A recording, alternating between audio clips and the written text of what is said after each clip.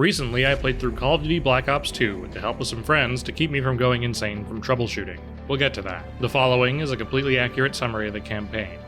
Trust me. The game begins with the US military invading a high-security old folks' home where it's revealed that 100 Acre survived getting exploded in the first game through the power of because the plot says so. 100 Acre tells Caesarion that he was visited by Deez, and Caesarion has a flashback about fuck you being just the world's best dad, where he tells a 7-year-old boy to stop being a baby. Windows 65 shows up to re-recruit fuck you to do off-the-book stuff because Call of Duty wants you to know that the good guys are allowed to break the law if it's for good reasons, like because the CIA wants you to. And we cut to Angola, where we kill an arbitrary amount of enemies until our Uber shows up, which immediately gets shot down because it's a helicopter in a Call of Duty game, so it's contractually obligated to do so. How many times have I reused this joke already? Whatever, if Call of Duty is allowed to repeatedly do the same thing, so am I. Also, we gave this Uber 2 stars. We find 100 Acre, who's been cosplaying a pepperoni pizza, and go through a 2010s action game mandatory helicopter boss fight before dragging 100 Acre through the woods and finding out the crouch button is 0? Press what to crouch? 0? Why the fuck is it 0? Wait, 0 actually works as crouch. Wait, what? I'm glad they can't hit you. Is the game a little confused about what's going on? What the fuck was that? We catch up to Deez and commit a war crime before turning him into a pirate, and then get sent to Frame Blending Land before getting picked up by our Uber that we thought was going to murder us, so I'm giving it 2 stars. Cut back to 100 Acre complaining about China, and then we get to a mission starring Caesarion and Micro Rooker, who are trying to steal celery from Cubans in Myanmar.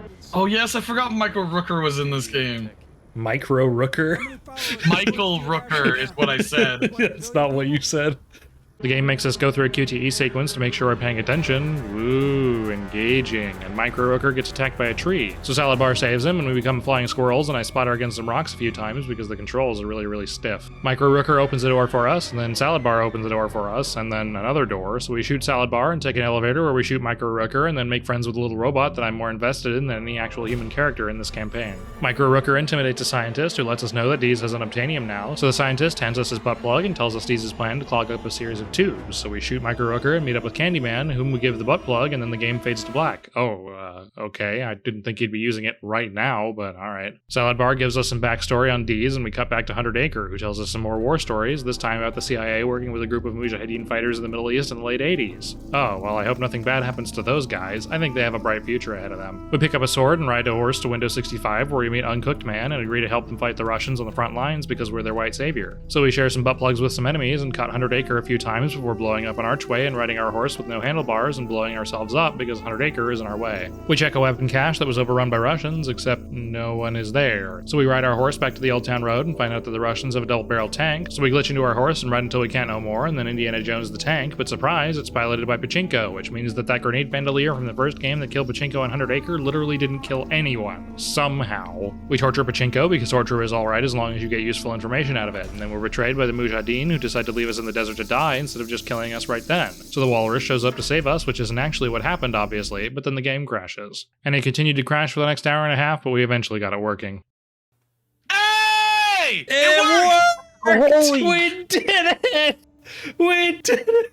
And honestly, stopping there would have been preferable to this next mission, which is literally just stupid filler where we play the world's worst real-time strategy game for 20 minutes. Cut to Caesarion getting beaten up by Micro Rooker, but we turn the tide and knock him flat through the power of flashbacks. We get another story from 100 Acre who says they accidentally killed some civilians in Nicaragua that one time. Oh no, who would have thought that dangerous off-the-books missions would end up with innocent people caught in the crossfire. And now we're playing as Deez, who's told that he's getting traded to an American baseball team, but the manager also wants to recruit his sister, but Deez doesn't believe women should be allowed to play baseball, so he kills him. We decide to take a quick nap, but get woken up by Automatic Noriega, so we beat him up for interrupting our sleep schedule and borrow his shotgun, which forces our FOV really low, and anytime we kill anyone, the game goes into slow motion, because whoever designed this mission wanted it to be as annoying and disorienting as possible. We get back to our sister, but 100 Acre gets excited to play baseball with Deez, so he pitches a ball, but it was actually a grenade and it blows everyone up because that's typically what grenades are supposed to do. And now we have to go through that mission again, but from 100 Acre's point of view. After killing our way into the compound, we get a door open for us and head to the Coke Lab to pick up some soda, but it turns out that all they had was hard drugs, and drugs are bad, so we murder them because murder is fine. Oh, also drugs are okay if it's the CIA doing it. 100 Acre opens the door for us, and we're back at the scene where he wants to play baseball, so we wake up from the wreckage bridge and find out that Deez is dead, except he's not, because apparently no one in this series ever dies from an explosion, ever. Cut back to Caesarion, who gets filled in about Bill Maher when he suddenly has an epiphany that Deez was the one who killed Fuck You, which I'm pretty sure isn't how suppressing trauma works, but I'm not a therapist or whatever. Cut to Caesarion trying to fix broken military gear, which is the most realistic part of this game.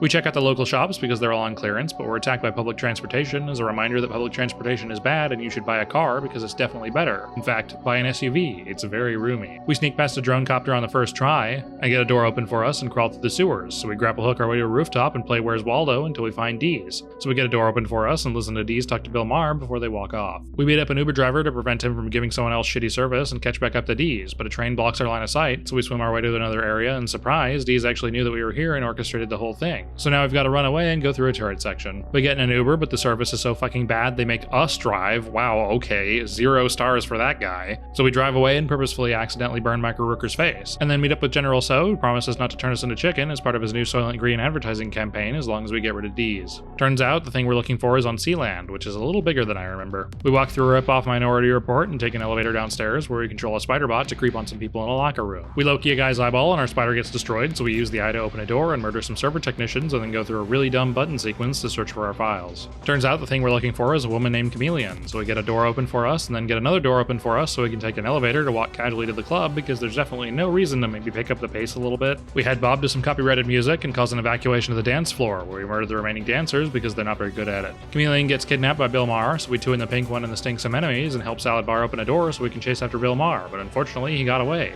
We couldn't have caught up to him even if we tried.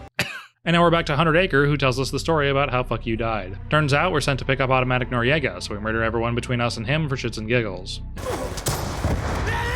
What? Do it RPG'd again, bitch! You shot under his armpit, that's why. No, I shot straight through him. Hey, don't worry, the new Call of Duty does that still too. They still haven't figured out how to do RPGs properly, and it's been like 20-something years. I don't think it has been 20-something years, actually. I think it's been 18 years. Close enough to 20-something. Pretty sure the first Call of Duty was 2004. 2003, so almost 10 years. Hambo, I hate to break it to you, but we don't live in 2012. Oh, fuck. Sorry, I was 20 years. Almost 10 years. Holy fuck!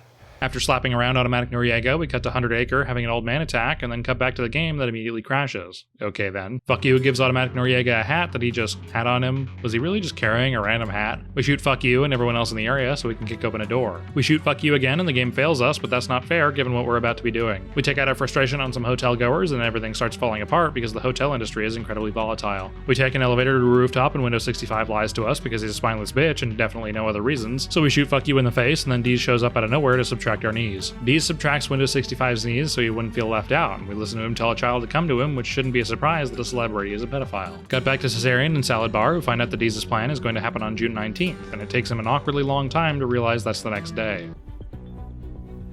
It's tomorrow. Now we're playing as Nerid, which is a nickname joke I've already used in a Call of Duty game, but I'm doing it again because I can, which is another joke that I've already used in a Call of Duty game, literally in this video. We follow Deez and participate in the world's deadliest 5K, and then catch up to Deez, who somehow got to our destination before us. So he asks us to kill Micro Rooker, so we shoot him in the face, and then assume control of Caesarion so we can chase after Deez and capture him. We interrogate Deez but get attacked, so he takes Salad Bar hostage and knocks us out, so we two in the pink one in the stink Salad Bar, and the game tells us that friendly fire isn't okay, but that's not friendly fire. We run our way through extremely tight corridors and cut to playing as Deez, so we take Candyman hostage and Salad Bar reveals himself as a bad guy, surprise, so we kill Candyman and use our eyeball to hack the system and upload a virus to a series of tubes to break them. And now we're back to playing as Caesarion, but we take an Uber to escape, but the pilot gets killed, so we have to fly it ourselves. 2 stars. Now we're meeting up with Lump and another Uber who's out of her boggy marsh because of the terrorist attack, but it gets shot down, of course. 2 stars. And now we're taking another Uber, and that one also crashes. 2 stars. I gotta get Lyft instead. We go through a turret section and jump off a bridge and watch an unarmed man get killed, so we borrow a car to drive through typical LA traffic and get The Last of Us, so we take a little nap and wake up in frame blending land, so we take out our frustration by 360 no-scoping some pedestrians. We get Battlefield Forward and sent to frame blending land again, so we borrow a jet and get forced through a Apollo mission. Great. After pointing and clicking our way through a roller coaster, we eject from the jet and cut to an exposition scene describing Deez's plan, as if we didn't already figure that out because it already happened. We take a lift but get blown out of it. Oh, come on, even Lyft? Why do ride-sharing services suck so much? 2 stars. After wingsuiting our way to the ground, we kill our way into an office building and mash random letters on a keyboard. What the fuck? After no-scupping our way to another keyboard and typing random letters. Okay, seriously, what the fuck is that? We watch Dee set off a 4th of July celebration and get a big hug from some random guy, but we're really not into that. So we no-scup our way out of the building and Indiana Jones our way through a door where we slide down to Dee's and shoot him in the face. And now we get to see old YouTube, which is absolutely hilarious because this game is set in 2025, and also YouTube still has a dislike bar in this universe. Blah, blah, blah, blah, we lost, and Cesario and Hunter Acre visit Fuck You's grave. Game over. Oh, also there's an after-credit scene where Woods and Menendez play a concert with Avenged Sevenfold. I'm torn between whether this is amazing or really, really stupid. I guess it can be both. You can't. You have to stay close. You have to stay close to the convoy behind you. Where's the convoy? Is this Behind the convoy? Behind you. No, you're on the enemy side. Behind you, Will. I can't fucking see anything, Hambo. Everything's blurry. To your right. Special thanks to my patrons, whose continued support makes these videos possible. If you want to support the channel as well, you'll get your own custom avatar that goes at the end of the videos that you help support, as well as early access to videos and full-res artwork from thumbnails.